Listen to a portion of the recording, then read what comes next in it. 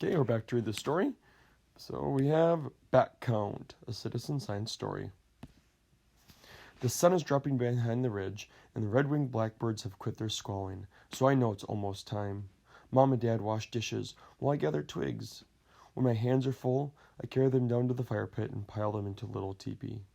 I'm allowed to build fires on my own. You know the way, Jojo, Mom says. Just keep an eye on our baby boys. The baby boys are my twin brothers, Jackie and Lou. They're 3, but Mom still calls them babies. After I was born, it took a long time for any more babies to come. When Mom found out she was having twins, she called it double luck. I'd never seen her so happy. The twins are digging for worms.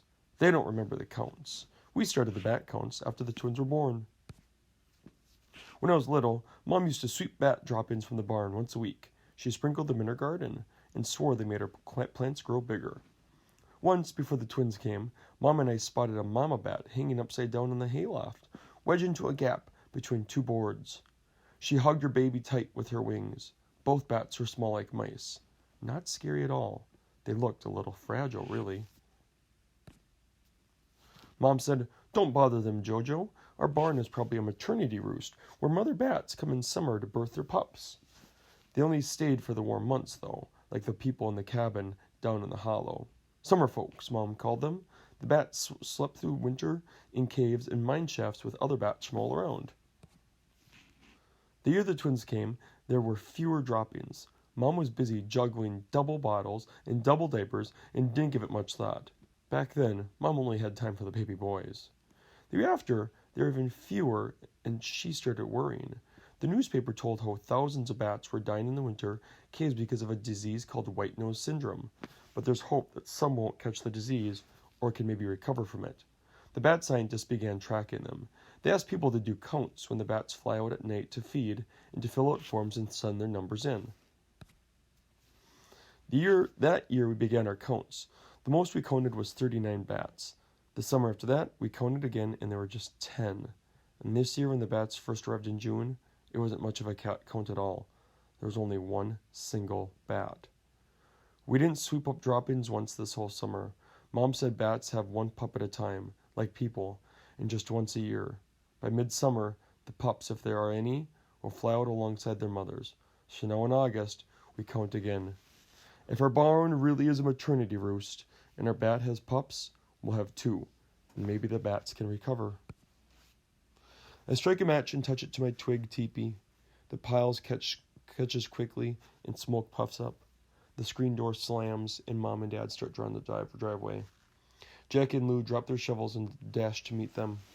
While they ride piggyback down to the fire, I lay 3 logs over the top of the flames. We lay down on our backs in the grass in a neat row. Me, then Mom, then Jakey, then Lou, then Dad.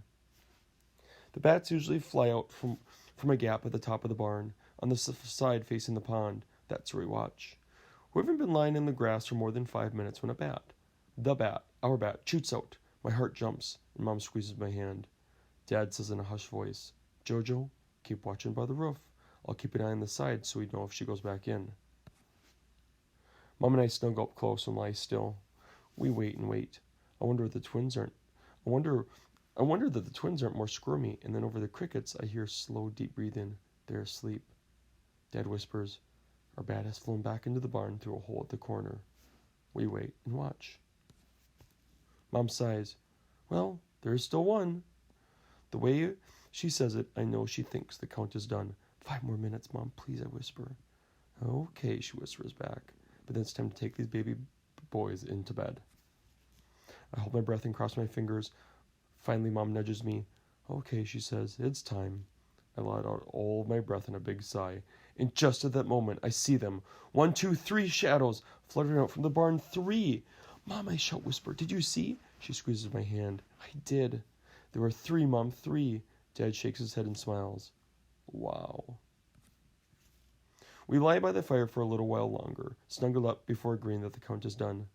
Mom and Dad each heave a baby boy up onto a shoulder, and we start back up to the house. "Mom, you're right," I whisper. "Our barn is a maternity roost, and there were 3. That Mama had twins." "She sure did," Mama nods. "She must be so happy," I say. "Maybe next year all 3 will come back, and there will be they'll have more babies. And the same thing the year after that, and the year after that. And by the time the twins are big, the barn will be full up again with bats. Mom puts her free arm around me. I hope so, she says. Though I think that Mama Bat would be just as happy if she had one baby all by itself. And she hugs me. I hold the screen door open for everyone, and when I look back, I can just make out 3 tiny shadows zigzagging over the pond. So, really good story. I'm going to stop the video here, but what I want you to do is I want you to think about our summary.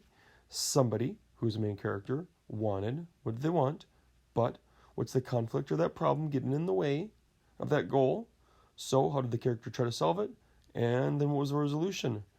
You can also think about about a good lesson to the story. And just again, remember, resolution means ending. Okay, I'll see you back here.